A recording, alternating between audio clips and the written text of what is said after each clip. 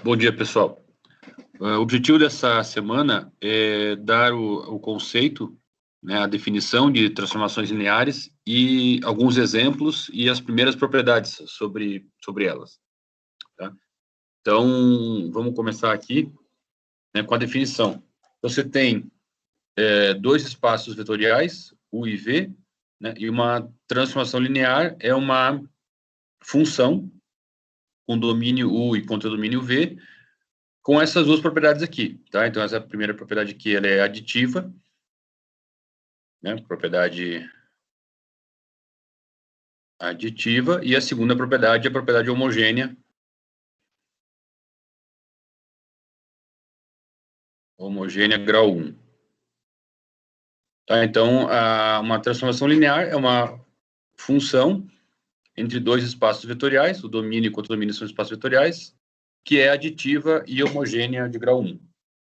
Okay? A gente vai ver vários exemplos de transformações lineares e vamos também discutir as suas propriedades. Tá? Esse é o principal conceito do curso, né? Então, nesse momento, a gente está entrando naquilo que é o principal conceito da disciplina de álgebra linear. Tá? Então, a primeira propriedade que a gente quer discutir é essa aqui, né? Uma transformação linear fica inteiramente determinada pelos valores que ela assume em uma base do domínio. Tá? Então, se tem uma transformação linear T com um domínio U e um contradomínio V, tá? Tanto U e V são espaços vetoriais, você escolhe uma base para o U, certo? Essa função vai assumir valores nessa base, que serão vetores aqui em V, né? Então, você vai pegar a base em U, vai aplicar a T, você vai obter vetores aqui em V. E os valores que essa transformação assume na base determinam a transformação inteiramente. Tá? Para a gente provar isso, primeiro a gente precisa lembrar essa propriedade importante aqui das bases, tá? Então, se B é uma base de um espaço vetorial U, né? B é a base do espaço vetorial U, então qualquer vetor desse espaço se escreve como combinação linear dos vetores da base. Tá? Mas esses coeficientes, ou seja, essa maneira de escrever o vetor como combinação linear é única, ok? Então, vamos tentar explicar isso aqui. Então, como B gera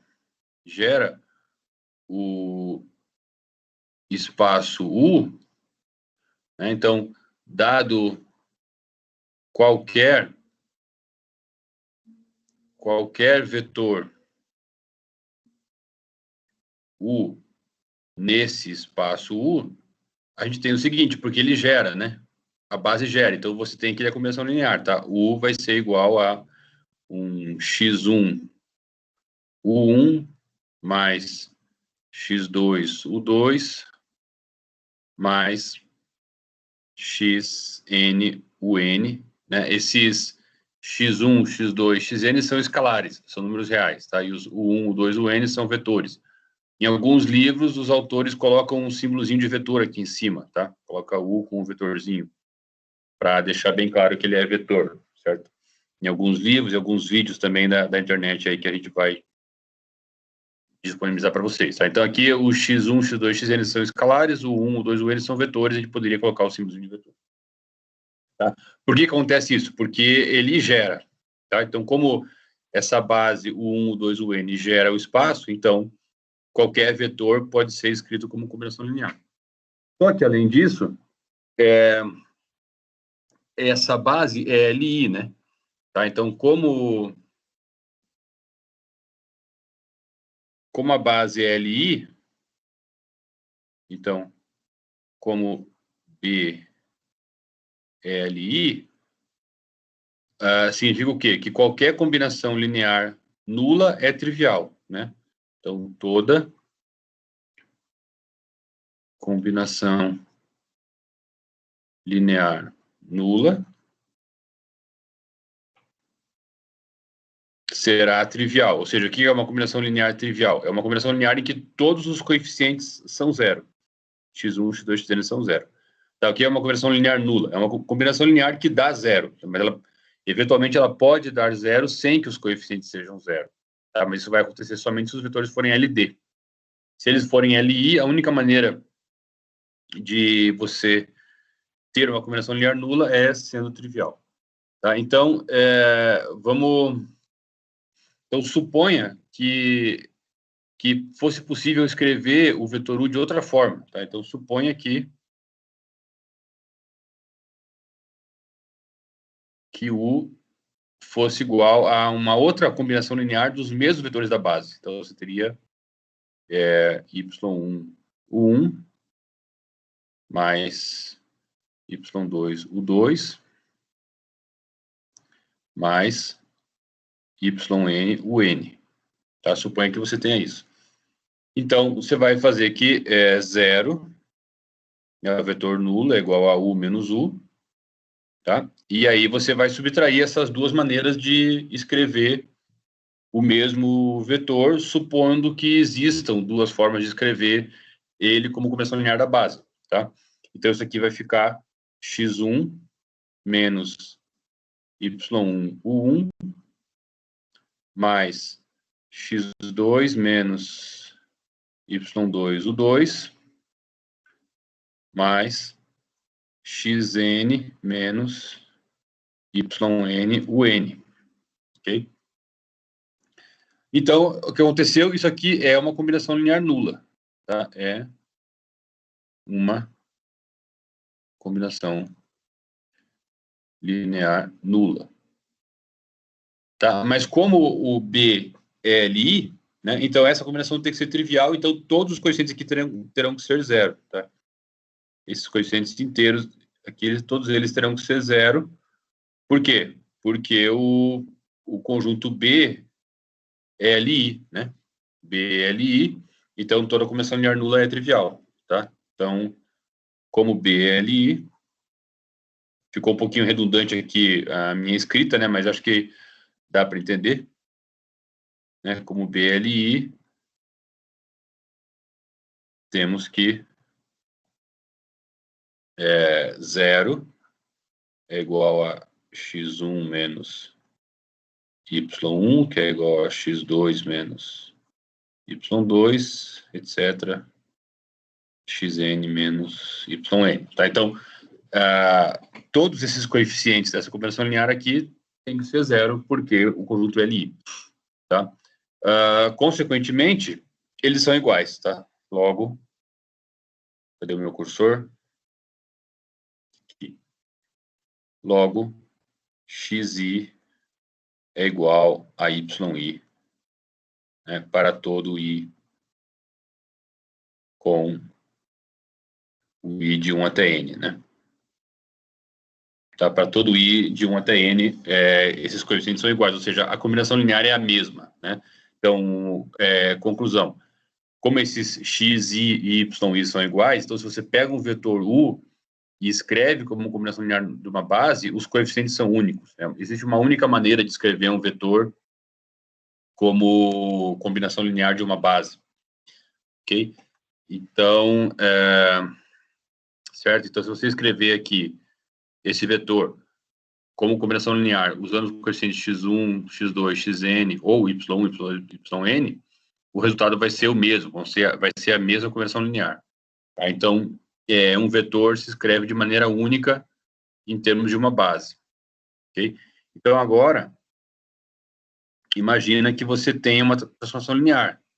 Tá? Então, considere, certo? Então, agora, considere T de U em V. Tá? E B, né, essa base que a gente colocou aí, U1, U2, essa T aqui é linear, tá? Uma transformação linear.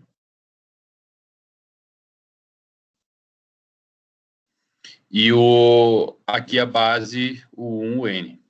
Okay? O que a gente está dizendo? A gente está dizendo que a transformação linear T fica completamente determinada pelos valores que ela assume nessa base. tá? Então, se você escrever qualquer vetor, tá? Então, para qualquer vetor U pertencente a U, a gente tem que esse U é igual a um x1 U1 mais x2 U2 mais xn UN, né? Qualquer vetor U se escreve dessa forma. Então, agora você vai aplicar a transformação linear T nesses vetores. O que vai acontecer? Você vai ficar com T de U é igual a T disso aqui tudo. É T de x1 U1 mais x2 U2 até xn UN. Tá? Mas como essa T é linear, ela é uma transformação linear, então você tem que... Isso aqui vai ficar x1t de U1 mais x2t de U2 mais, até xnt de UN, ok? Só que, não, bom, essa passagem que você fez daqui para cá, né, é porque T é transformação linear. Tá? Você usou a linearidade da T para fazer essa passagem, ok? Esse B aqui é uma base, né? Esses vetores, o 1, o 2, o N, são uma base. Qualquer vetor do espaço vetorial se escreve de maneira única, né? Isso foi o que a gente viu anteriormente. Esses coeficientes aqui, x1, x2, xn, eles estão determinados. Tá? Então, isso aqui é único. Essa maneira de escrever os vetores. Então, os coeficientes x1, x2, xn ficam inteiramente determinados. Tá? E aí, isso aqui é um vetor qualquer, certo? Qualquer esse vetor. Tá? Que você está aplicando aqui você está aplicando a transformação T em um vetor qualquer. Que é esse vetor U aqui. Tá? O que acontece quando você aplica a transformação T num vetor qualquer? Ela fica dada por essa expressão aqui. Fica dado x1 T de U1, x2 T de U2, xn T de UN. Só que esses x1, x2, xn, eles são determinados pelo U. É o que a gente viu antes. Essa maneira de escrever aqui um vetor é única. Então, quer dizer que o valor que a transformação tem na base, T de U1, T de U2, T de UN, determina inteiramente a transformação. Tá? Então, os valores, né? Então, conclusão.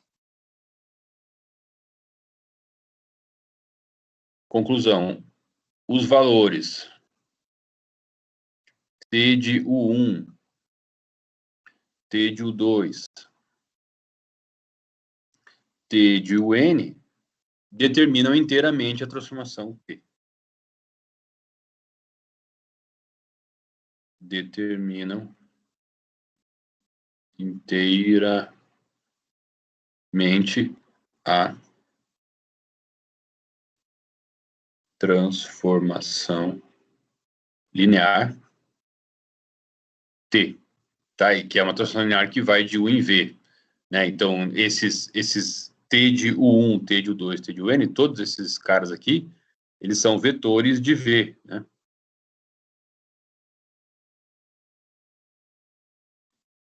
Vetores de V, tá? Porque a transformação linear, ela tem o U como domínio e o V como contradomínio.